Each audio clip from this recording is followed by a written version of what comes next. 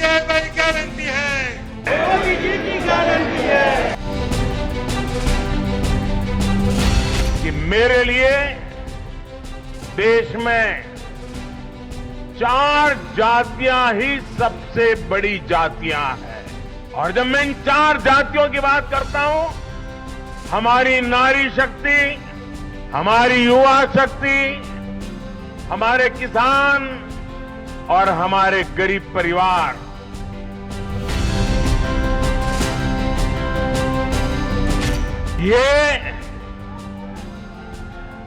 ये मोदी की गारंटी है।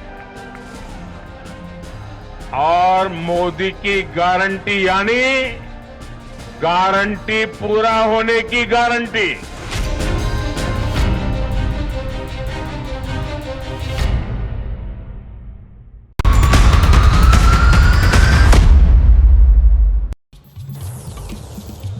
नमस्कार, मैं हूं संदीप चौधरी। आप देख रहे हैं एबीपी न्यूज की खास पेशकश।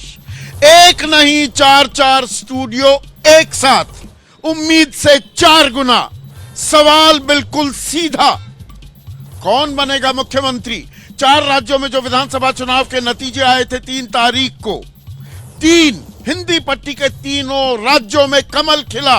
कांग्रेस का सुपड़ा साफ किया बीजेपी ने, पर यक्ष प्रश्न, लाख टके का सवाल अभी भी अटका हुआ है। उसे हम तलाश रहे हैं, कौन बनेगा मुख्यमंत्री। लेकिन ये जो मुख्यमंत्री, जो ये किस्सा कुर्सी का जिस पर हम चर्चा कर रहे हैं, वो नौबत क्यों आई? ये जो जनादेश मिला, इसमें जातियों ने कितनी अहम भूमिका निभाई? कहने को चाहे बीजेपी हो या कांग्रेस, कहते हैं कि नहीं, जातिगत राजनीति नहीं होनी चाहिए, जातियों को एक दूसरे से भिड़ाने की जरूरत नहीं। यह कड़वी हकीकत है समाज की। दरअसल हम जाति विहीन समाज बनने की ओर आगे हमें बढ़ना चाहिए, लेकिन हकीकत, सियासी हकीकत इसके बिल्कुल विपरीत है। सारे सियासी समीकरण जातियों के इर्द गिर्द बुने जाते हैं। और इस बार इन विधानसभा चुनाव से पहले विपक्ष ने जातिगत जनगणना का एक कार्ड भी खेला, कराई गई बाकायदा बिहार में। वहां आरक्षण भी 65% कर दिया गया। ईडब्ल्यूएस को जोड़ दो तो 75% आरक्षण। और इस बात को कांग्रेस जहां जहां चुनाव लड़ रही थी, कहा हम जातिगत जनगणना कराएंगे। उधर प्रधानमंत्री मोदी की तरफ से पलटवार हुआ कि गरीब ही सबसे बड़ी जाति है और सामाजिक न्याय का सबसे बढ़िया जरिया अगर कोई है तो वो गरीब का कल्याण है। अब प्रधानमंत्री दरअसल 4 जातियां गिनाने लगे हैं, गरीब, युवा, महिला और किसान। लेकिन किसने किसको किया ज्यादा परेशान, इस पर तो मैं आऊंगा। पहले आपको एक बड़ी खबर दे दूं, ब्रेकिंग न्यूज। और खबर यह है कि वसुंधरा राजे, राजस्थान में हम हैं। सवाल यहां भी है, कौन बनेगा मुख्यमंत्री? सीधा सवाल है, थोड़ा अपने कार्यक्रम को भी मैं प्रमोट कर लूं। उनके यहां आवाजाही जारी है। अभी कुछ देर पहले वरिष्ठ पत्रकार अश्वनी परीख ने कहा कि किचन कैबिनेट भी मिल रही है, डिनर डिप्लोमेसी भी हो रही है और पावर सेंटर तैयार किया जा रहा है। और इस खबर को ट्रैक कर रहे हैं मेरे दो सहयोगी मनीष शर्मा और अभिषेक उपाध्याय। मनीष, अब ये आंकड़ा कितने तक पहुंचा, ये डिनर डिप्लोमेसी जो हो रही है और एक पावर सेंटर भी क्रिएट हो रहा है क्या, जिन शब्दों का इस्तेमाल किया अश्वनी परीख ने? बिल्कुल संदीप, अगर संख्या बल की बात करें तो जब हम लास्ट लाइव में आपसे बात हुई थी तो जितने विधायक थे उसके बाद से कोई नया विधायक नहीं आया। हाँ, जो भीतर विधायक थे उनमें से कुछ चले गए। अश्वनी पारीख जो बात कह रहे हैं उनमें से मैं एक बात से सहमत हूँ, किचन कैबिनेट।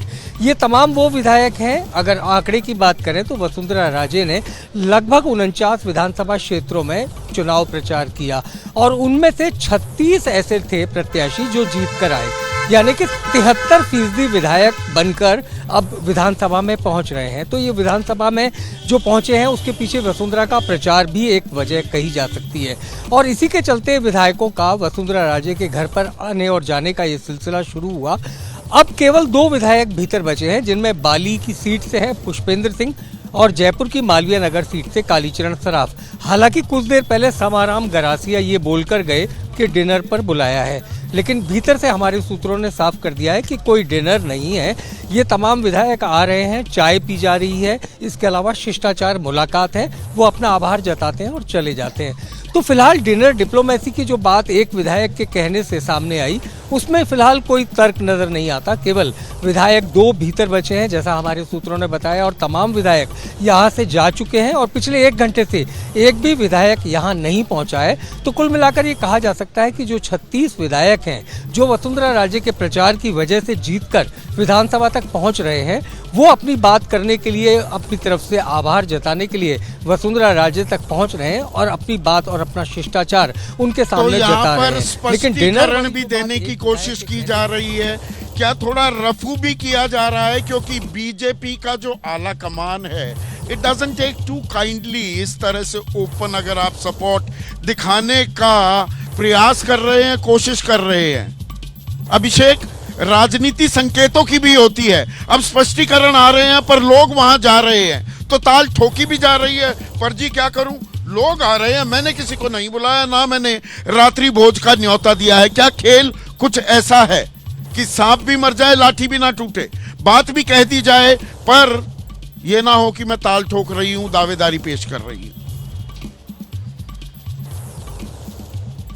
बिल्कुल संदीप, यही हो रहा है, सब कुछ संकेतों में हो रहा है और जैसे जैसे स्थितियां बदल रही हैं वैसे वैसे उसी के मुताबिक घटनाक्रम को भी एक नई शक्ल के रूप में सामने रखा जा रहा है। आप ध्यान दीजिए, शुरुआत वहां से हुई जब वसुंधरा राजे जीत के बाद पहली बार मीडिया से मुखातिब हुई और संदीप उन्होंने 3 नाम लिए। प्रधानमंत्री मोदी को श्रेय दिया, गृहमंत्री अमित शाह का नाम लिया, जेपी नड्डा का नाम लिया और कार्यकर्ताओं की बात कही। जैसी ही बात उन्होंने खत्म की वैसे ही उनसे मैंने ये पूछा कि आपका अपना श्रेय, तो उनका मेरा इसमें कोई श्रेय नहीं है। तो यहीं से उन्होंने सेफ खेलना शुरू कर दिया कि मैं अपने ऊपर कुछ नहीं ले रही हूं। लेकिन दूसरी और पैरेलल ये हो रहा है कि यहां पर लगातार विधायक आ रहे हैं। करीब जो हमारे पास आंकड़ा है 25 का, तो उसमें से कई 2 बार भी आ रहे। कालीचरण सर्राफ दूसरी बार पहुंचे हैं और ये आप ध्यान बात ये देखिए संदीप, नरपत सिंह राजीव भैरव सिंह शेखावत के दामाद वो हार गए। मैंने उनका इंटरव्यू किया, उसके बाद ही वसुंधरा राजे ने उनको फोन किया और कहा है कि आपकी हार से मैं हर्ट हुई हूं, जो उन्होंने बताया। और नरपत सिंह राजीव वो हैं जिनकी सीट काट करके दिया कुमारी को दी गई थी, वो काफी नाराज थे। तो नाराज फैक्शन को भी कांटेक्ट किया है वसुंधरा राजे ने। एक बात और जोड़ दूं, यहां पर जो गणेश डूंगरी हनुमान जी का चाहे जीते हो चाहे हारे हो और जीतो हुए की भी तादाद 2 दर्जन से ज्यादा विधायक मिलने जाएं तो ये एक सामान्य सी बात तो नहीं हो सकती। लेकिन अब जाति की बात करते हैं प्रकाश बाबू। अब ये जाति को लेकर देखिए, बीजेपी ब्राह्मण बनिया पार्टी कमंडल लेकर निकली, लेकिन उसका मंडलीकरण ओबीसीआइजेशन भी हो चुका है और 19% जहां 1996 में ओबीसी पिछड़ी जातियों ने उन्हें वोट दिया था, वो बढ़कर 44% हो गया था 2019 के लोकसभा चुनाव में। तो इस बार ये जाति का कार्ड, और मैं कुछ आंकड़े देख रहा था, यहां पर अनुसूचित जाति में बीजेपी ने पटकनी दे दी कांग्रेस को, बराबर की टक्कर अनुसूचित जनजाति में। अनुसूचित जाति छत्तीसगढ़ में ज्यादा वोट करती दिखी कांग्रेस को। तो ये खेल जो है पिछड़ी जाति का, दलित का, ये खेल खुल गया है। ये जाति कार्ड के नए सिरे से जो बिसात बिछाई वो नीतीश कुमार जी ने बिहार में बिछाई। जातिगत जनगणना ने ये जन फिर बोतल से निकाल। उसका जो है आप ये देखिए कि जातिगत जनगणना के क्या लाभ हैं, क्या है, उसकी बातें हो रही है। तो कांग्रेस जो है न चाहते हुए भी, शायद न चाहते हुए भी कांग्रेस को ये घोषणा करनी पड़ी कि हम भी ये जो जातीय आधार पर जनगणना कराएंगे। भाजपा इसके खिलाफ है। एक बड़ी खबर आ रही है, हमारे संवाददाता हमारे साथ जुड़ गए हैं। क्या है वो बड़ी खबर, क्या आप बता पाएंगे? बिल्कुल संदीप, मैं आपको बता दूं इस वक्त की बड़ी खबर, 4 राज्यों में जो नतीजे आए हैं, अब उसके इफेक्ट भी देखने को मिल रहे हैं। और इस वक्त की बड़ी खबर, 6 तारीख को इंडिया गठबंधन की जो बैठक थी, उस बैठक में ममता बनर्जी नहीं आ रही हैं। ममता बनर्जी की तरफ से कहा गया है कि उन्हें इस बैठक की कोई सूचना नहीं है। हमारे साथ आशीष कुमार सिंह मौजूद हैं। आशीष, यानी ये चुनाव नतीजों के बाद अब ये इफेक्ट सामने आ रहे हैं इंडिया गठबंधन पर। कि पहले से ही इस बात की चर्चा थी और आशंका थी कि अगर नतीजे कांग्रेस के फेवर में नहीं आते हैं तो संभव है कि जो बड़े इंडिया अलायंस के पार्टनर्स कांग्रेस के अलावा हैं वो कांग्रेस पर दबाव बनाने की कोशिश कर सकते हैं। कोरिलेटेड है नहीं, ये देखना होगा, लेकिन ये बड़ी बात है कि ममता बनर्जी नहीं आ रही है। बाकायदा ट्वीट करके जानकारी दे दी है कि कोई बात इस बारे में उनको बताई नहीं गई थी, उनका पहले से तय कार्यक्रम रख दिया गया है। मुझे लगता है अब तो ये भी देखना बड़ा रोहित दिलचस्प होगा कि अखिलेश यादव जैसे दूसरे नेता भी आते हैं या नहीं आते। बिल्कुल आशीष, और आइए पहले अपने दर्शकों को सुनाते कि ममता बनर्जी ने क्या कुछ कहा इस पूरे मामले में। ये तारीख की मीटिंग में टीएमसी की तरफ से कोई जाएगा कि नहीं जाएगा? मेरे को पता है, जिसमें नहीं है उसमें आप क्यों हमको पूछ रहा है? मेरे को पता नहीं है, मेरे को जानकारी नहीं है, इसी के लिए मैंने बाहर में प्रोग्राम रख दिया नॉर्थ बंगाल टूर में। उधर में हमारा 6-7 दिन का प्रोग्राम है, तो मेरे को जानकारी होता तो हम थोड़ा ही प्रोग्राम रखता, हम जरूर जाते, लेकिन हमारे पास कोई जानकारी नहीं है, इसी के लिए हम नॉर्थ बंगाल टूर में जा रहा है। तो बिल्कुल संदीप, ममता बनर्जी को भी आपने सुन लिया, यानी 4 राज्यों में जो नतीजे थे वो आए और उसके बाद अब इन नतीजों के जो साइड इफेक्ट्स हैं वो भी अब सामने आ रहे हैं। संदीप, बिल्कुल, ममता बनर्जी हालांकि वो क्लियर कट क्या कह रही हैं और कि जी मेरे पास जानकारी नहीं है। दरअसल यहाँ भी एक बड़ा पेच है। लग ये रहा था कि भाई कांग्रेस का सुपड़ा जो 3 राज्यों में साफ हुआ है, अब कांग्रेस का दम और गुरूर कम होगा, विपक्षी खेमा इस बात को लेकर और ज्यादा मुतमईन होगा कि अब थोड़ी रीजनेबल बात हो सकती है। तो अभी 6 तक हम इंतजार करते हैं। लेकिन जातीय जनगणना की बात जो हम कर रहे थे, वो पैंडोरास बॉक्स खोल दिया है नीतीश कुमार ने, और इसलिए प्रधानमंत्री मोदी पहले कहते हैं गरीब सबसे बड़ी जाति, फिर उसमें किसान, युवा और महिला भी जोड़ देते हैं। खेल ये हो रहा है। देखिए, जो बिहार के आंकड़े हैं तो उसमें बड़े चौंकाने वाले हैं। जो जातियाँ पिछड़ी हुई थी, सरकारी नौकरी जिनके पास नहीं थी, और वो सब वो देखते भी, इन आंकड़ों को देख के हमें तो अपनी जातियों के बारे में पहली बार मालूम पड़ा कि हमारी सरकारी नौकरी में हमारी कोई जगह ही नहीं। अब ये सब बातें जब आएंगी, जब आंकड़े आते हैं, सेंसस से होता है, तो उसमें आजकल तो प्रौद्योगिकी ऐसी हो रही है कि सब एक एक चीज आपको। और जातिगत जनगणना सरकार कराने को तैयार नहीं, जातिगत सर्वे की इजाजत वो सुप्रीम कोर्ट ने अब आदेश दे दिया कि भाई राज्य कर सकते। देखिए, उसमें भी कई बंदिशें हैं। उसमें यह है कि जो सुप्रीम कोर्ट का ऑर्डर है उस पर कई तरह के मतलब आप समझे रिस्ट्रिक्शंस में है उसमें, कि आप कहीं सर्वे करिए और ये करिए, उसको प्रकाशित पता नहीं क्या क्या है कर रही है। पर उसमें आरक्षण भी जुड़ गया है ना अश्विनी, आरक्षण भी जुड़ गया। तो ये दरअसल मंडल 2.0 की राजनीति हो रही है क्या? 90 के दशक से ये अलग है। तब मंडल में बीजेपी का पुट नहीं था, वो बल्कि आरक्षण के विरोध में थी।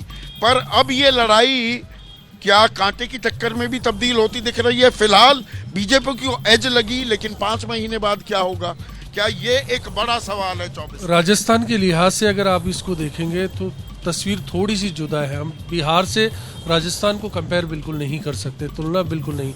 यहाँ पिछड़ी जातियाँ वहाँ की तुलना में मजबूत स्थिति में, यहाँ जाट आ रहा है, यादव आ रहा है, मीणा माली आ रहा है, जो कि पहले से आर्थिक रूप से समृद्ध है, लैंड उनके पास में है। अगर अखिल भारतीय परिप्रेक्ष्य की अगर बात करें, निश्चित तौर पर कांग्रेस ने बात की, राहुल गांधी ने अपनी हर सभा में इस बात का जिक्र किया, लेकिन परिणाम दिखा रहे हैं कि राहुल गांधी की इस अपील का राजस्थान के वोटर पर असर नहीं हुआ। मोदी ने जिन बातों को बोला उनमें ध्रुवीकरण की बातें राजस्थान में ग्राउंड पर असर। मैं उसी बात पर आ रहा था। ये हिंदुत्व का जो पुट है वो यकायक फिर से जो बढ़ा दिया गया, उसमें दरअसल बीजेपी जब देखिए जाति के आधार पर वोट करेगा हिंदू, तो वो विपक्ष को मजबूत करेगा। वो हिंदू बनकर वोट कर रहा है तो बीजेपी को लगता है we are home and dry. खेल यहाँ पर अटका है क्या? बिल्कुल, तस्वीर यहीं पर अटकी है। भारतीय जनता पार्टी जानती है कि वोटर उसके पास कैसे आएगा, उसकी स्ट्रेंथ क्या है, उसको हिंदू बनाए रखना है।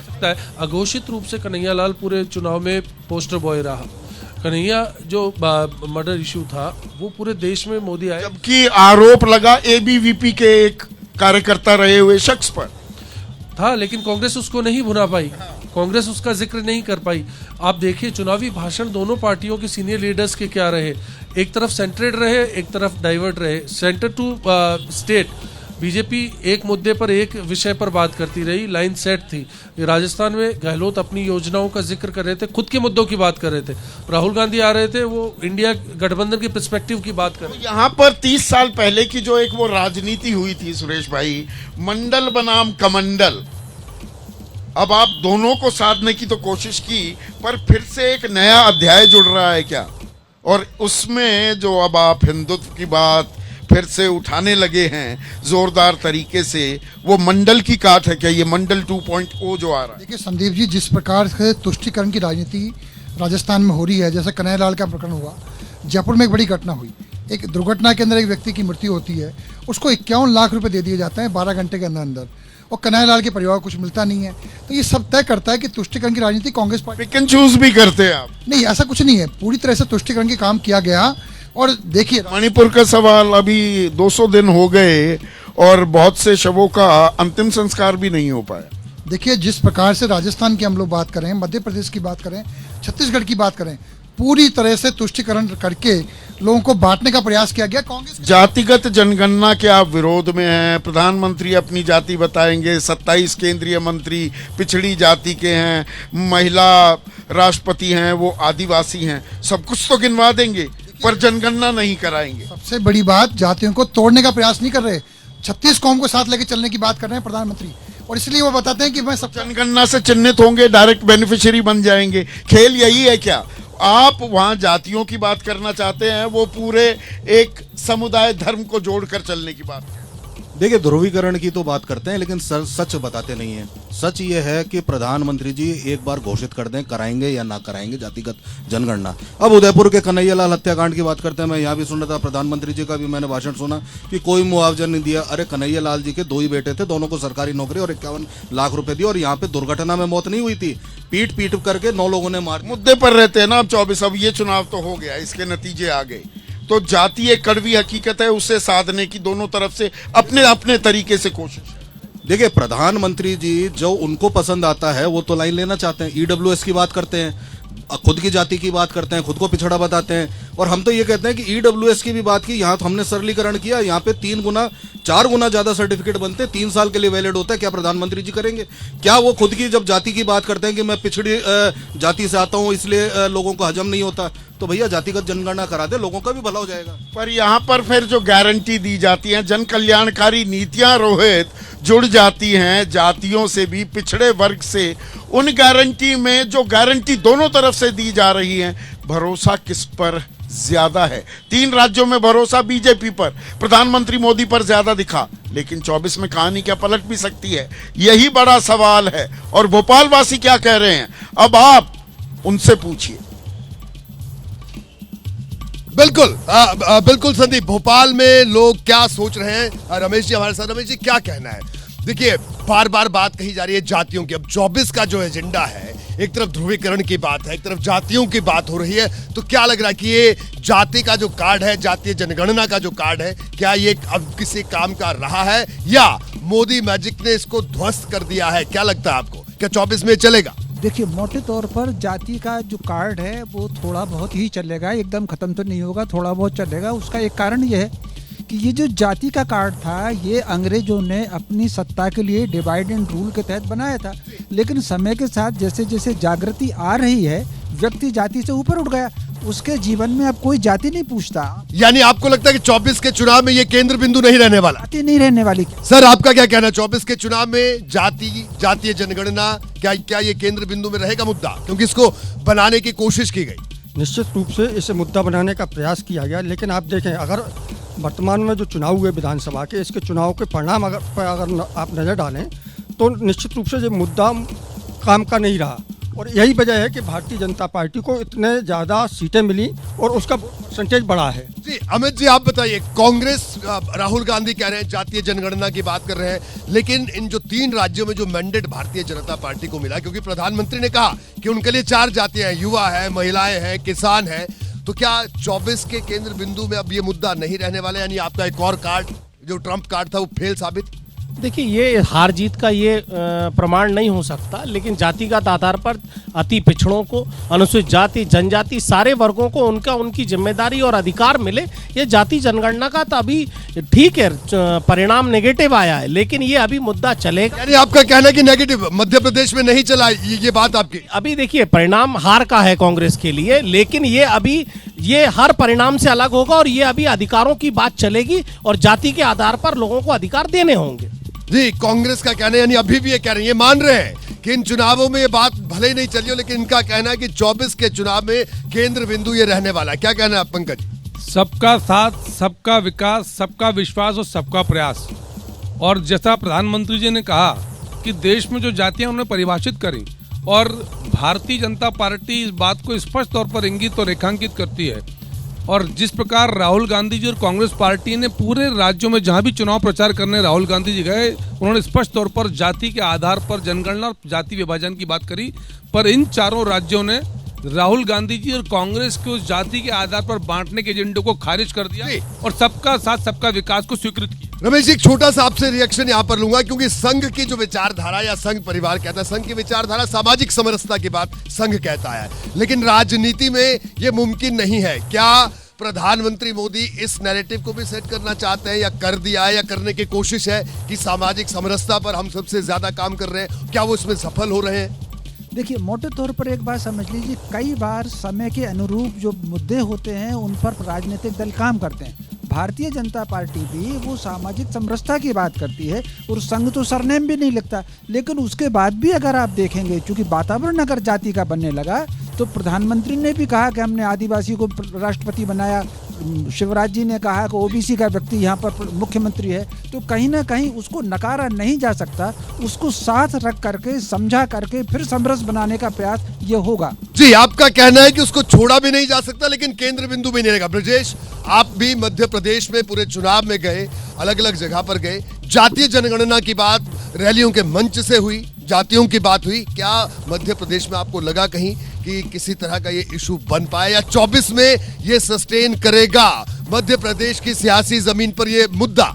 रोहित, आप अच्छी तरह जानते हैं कि हम लोग चुनाव की जो भी किताब पढ़ते हैं उसमें पहले सफ़े पे लिखा होता है कि भारतीय डेमोक्रेसी या चुनाव से यदि जाति को निकाल दिया जाए तो कुछ बचता नहीं है। जातिगत जनगणना का मुद्दा विधानसभा में भले नहीं चल पाया हो, मगर मुझे लगता है लोकसभा चुनाव में ये मुद्दा जरूर प्रभावी होगा और कांग्रेस को बढ़त दिलवाएगा।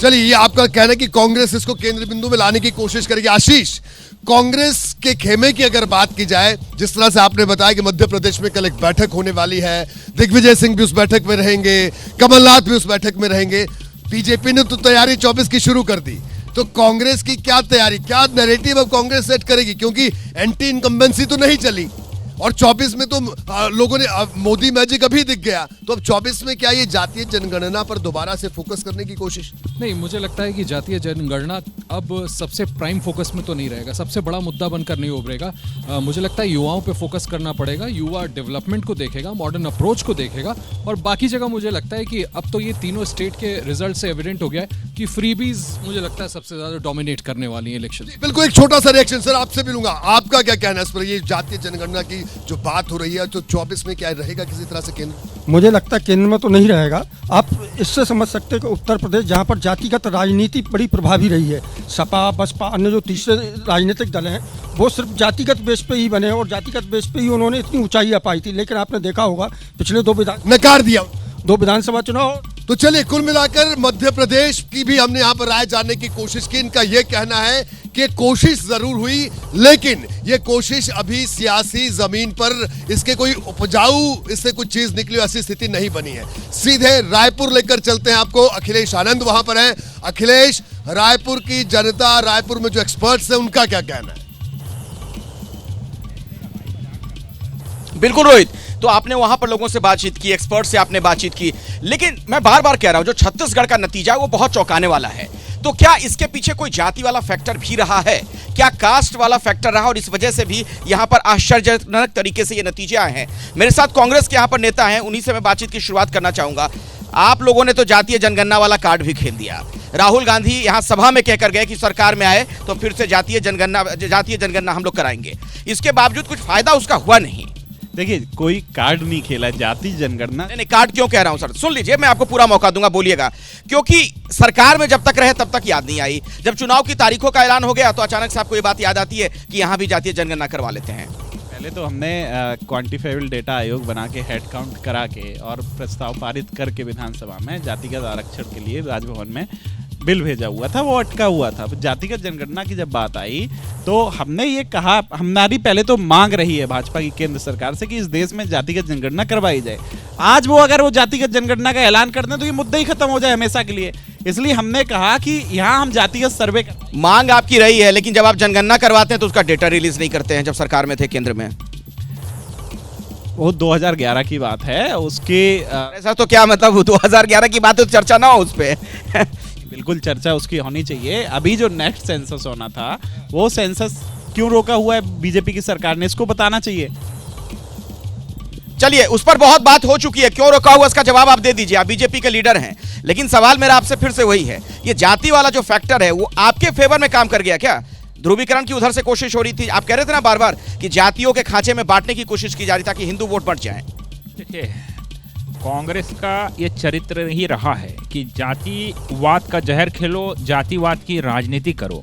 लेकिन छत्तीसगढ़ की महान और प्रबुद्ध जनता ने उस जातिवाद की राजनीति को नकारने का काम किया है।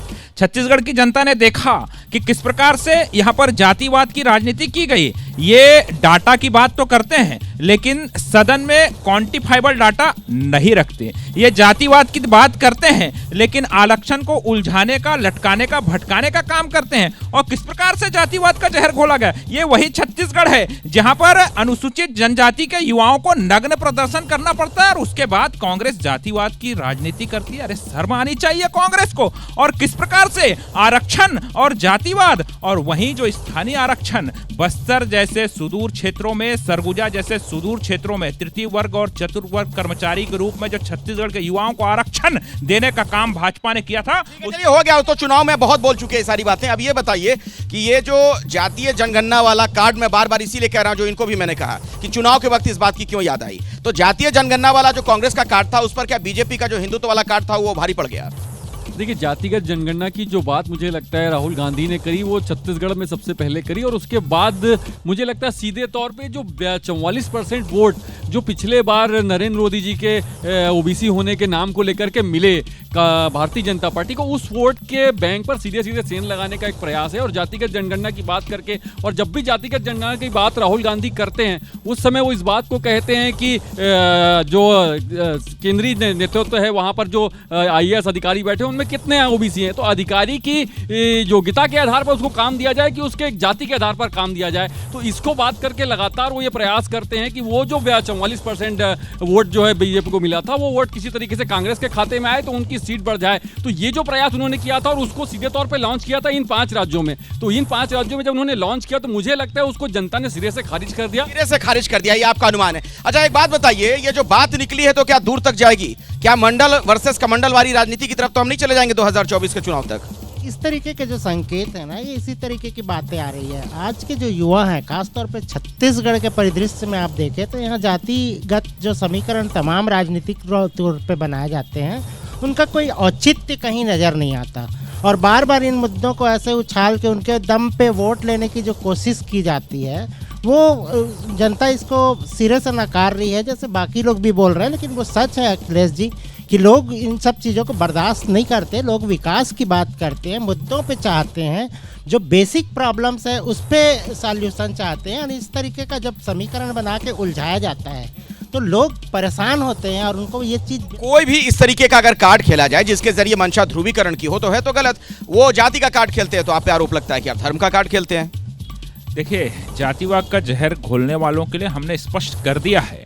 अगर धर्म की बात कर रहा हूं सर, धर्म पे भी आ रहा हूं, लेकिन जब जातिवाद की बात निकली है तो हमारी प्राथमिकता है इस देश के गरीब, हमारी प्राथमिकता है महिलाएं, हमारी प्राथमिकता है वो तमाम बेरोजगार युवा। इस प्राथमिकता के साथ हम आगे बढ़ेंगे। और रह गई बात धर्म की, तो धर्म के आधार पर भी ध्रुवीकरण की राजनीति करने का काम लगातार 50-55 वर्षों तक किस प्रकार से खेला गया, यह भी हमने देखा है।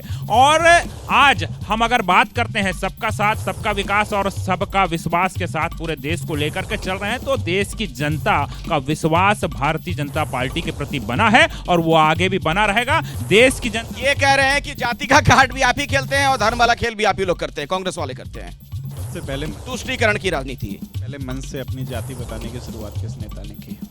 यहाँ पर छत्तीसगढ़ में 2019 के लोकसभा चुनाव में आकर कौन बता के गया अपनी जाति? ये भारतीय जनता पार्टी के लोगों को बताना चाहिए।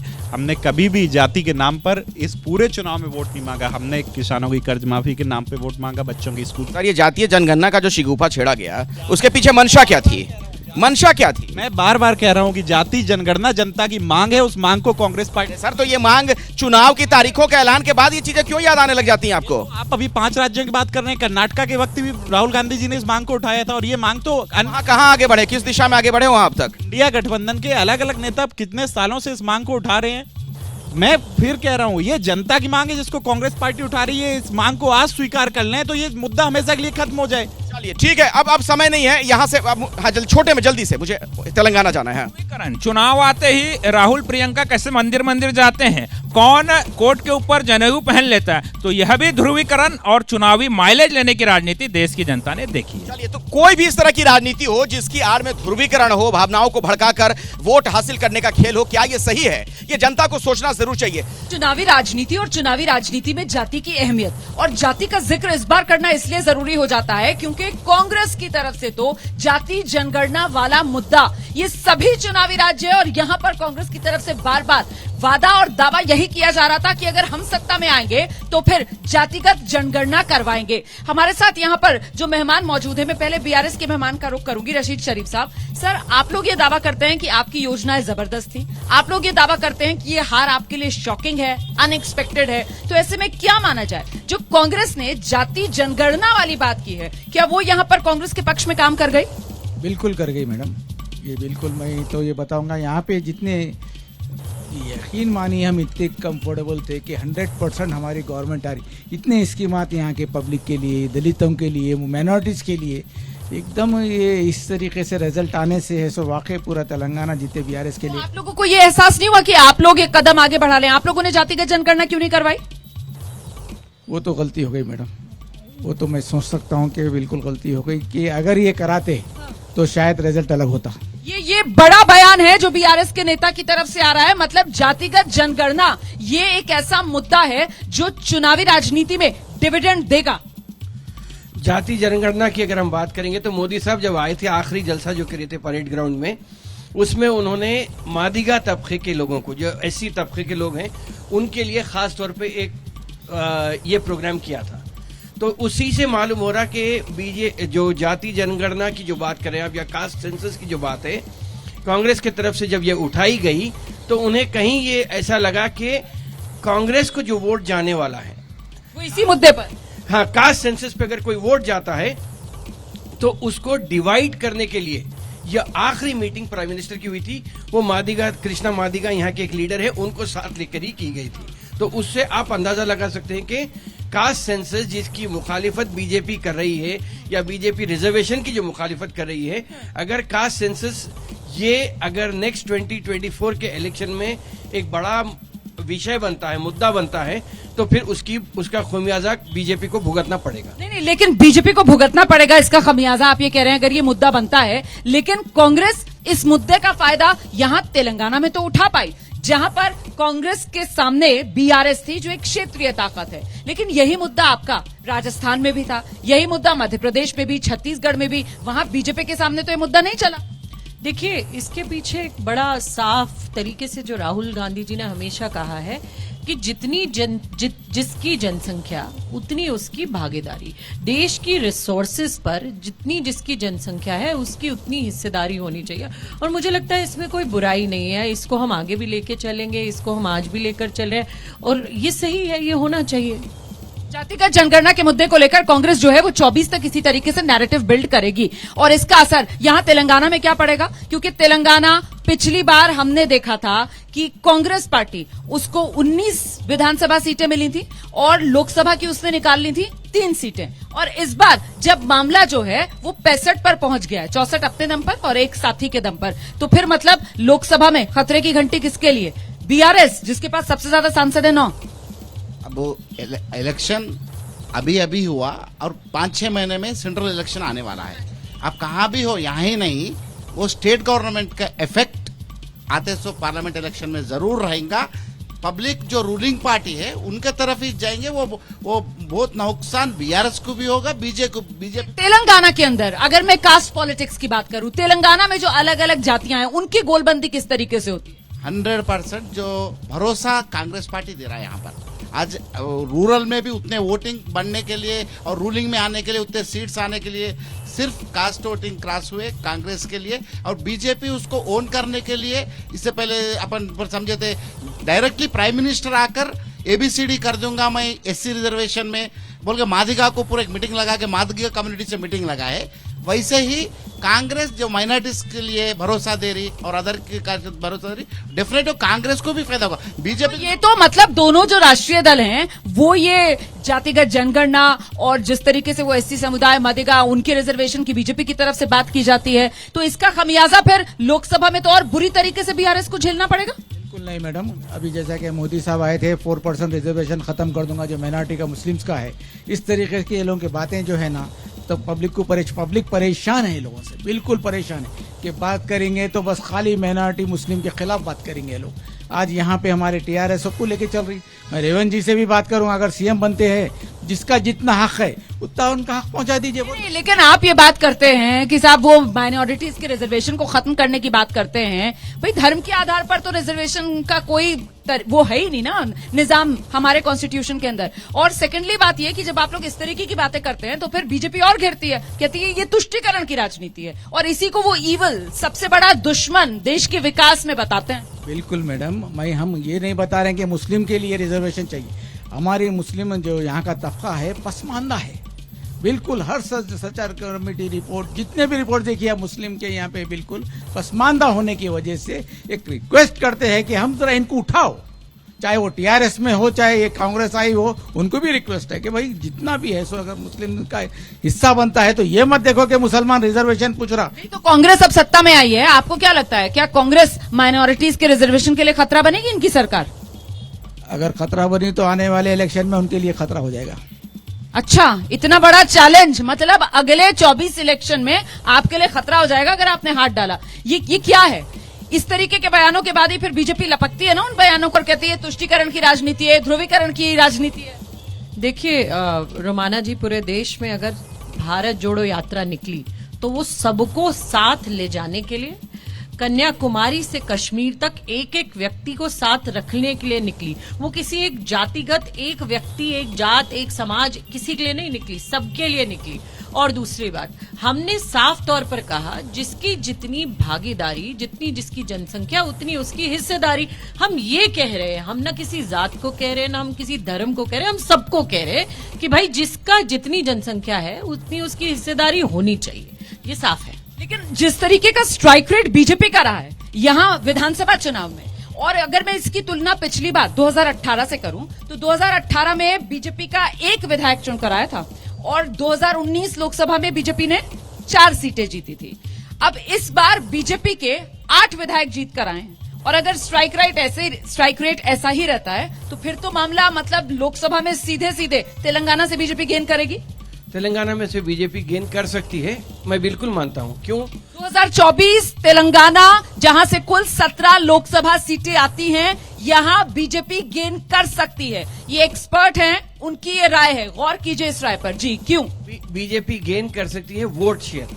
पार्लियामेंट इलेक्शन में बीजेपी का जीतना मुश्किल है, इसलिए कि अगर देखा गया तो निजामाबाद और आदिलाबाद में जहां पे बीजेपी जीती है, ये 2 डिस्ट्रिक्ट में ही 7 सीट बीजेपी जीती और वहां पे हर वक्त हिंदू मुस्लिम। ऐसा है कि जर्नलिज्म में अगर आप देखेंगे तो जिस तरह पुलिस को पंचिंग बैग की तरह यूज किया जाता है आपकी टीआरपी बोलिए या सर्कुलेशन बढ़ाने के लिए, उसी तरह बीजेपी मुसलमानों को एक पंचिंग बैग बना के अब सर देखिए, बीजेपी का यहाँ कोई नेता तो है नहीं। अब आप इस तरीके की अगर बात करेंगे तो फिर मुझे बीच में आना पड़ेगा। आप कहते हैं कि साहब मुसलमानों को बीजेपी पंचिंग बैग बनाती है, जबकि हकीकत ये कि बीजेपी कौन सी ऐसी योजना चलाती है जिसपे मुसलमानों को किनारे रखा जाता है या फिर मुसलमानों को किसी तरह का नुकसान दिया जाता है। सबका साथ, सबका विकास, सबका प्रयास और खासतौर से समाज में जो सबसे कमजोर तबका है उसकी भलाई के लिए सरकार काम करती है।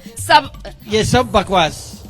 ये तो आप कह रहे हैं ना, लेकिन देश की जनता तो इससे बिल्कुल उलट नतीजा दे रही है ना। आप देखिए उत्तर भारत में किस तरीके से आंधी बीजेपी की चल रही है। देखिए, डिवीजन ऑफ वोट में जीतना अलग बात है, लेकिन अगर ये देखेंगे तो ये सिर्फ नारे हैं। 15 लाख रुपए मिले क्या आपको?